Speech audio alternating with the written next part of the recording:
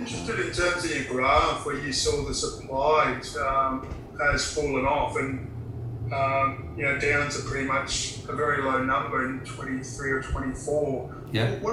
What's your view going out a few more years? Well, that will have to increase with the Olympics and stuff like that with the increase of infrastructure.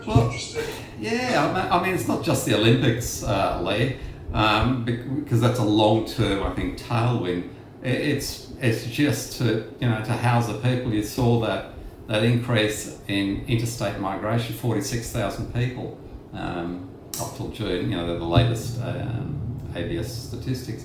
But I mean, they've got to live somewhere. So I think there's certainly many reasons why we need a greater greater access to housing, and the other one is also lack of land. So there's a lot of constraints around that. Definitely. And look, with rates going up, with these costs going up, many builders are not bringing stock to the market because they probably can't afford to do it, and make the profit they require. So that's a further constraint. Governments are working on all of this, obviously, but all of that takes time. And in the meantime, certain areas are going to feel the squeeze.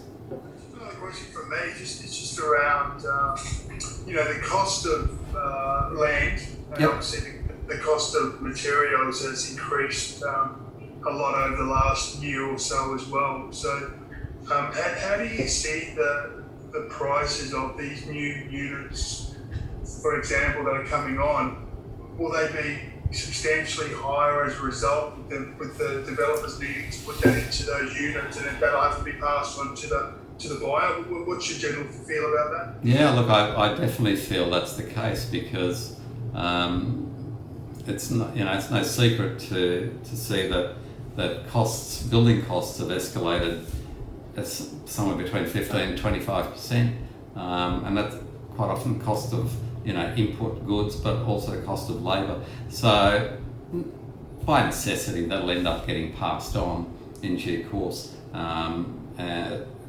Otherwise, builders won't be able to construct these dwellings. So the answer is yes, it'll have to.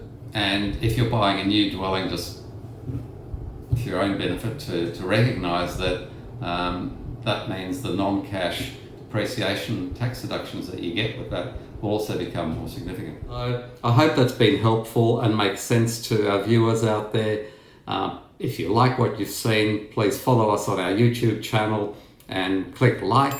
Send in your questions. I look forward to those, and I'll see you again next week in our Q&A. All the very best. I'm Andrew Unterweger from Wise Guru.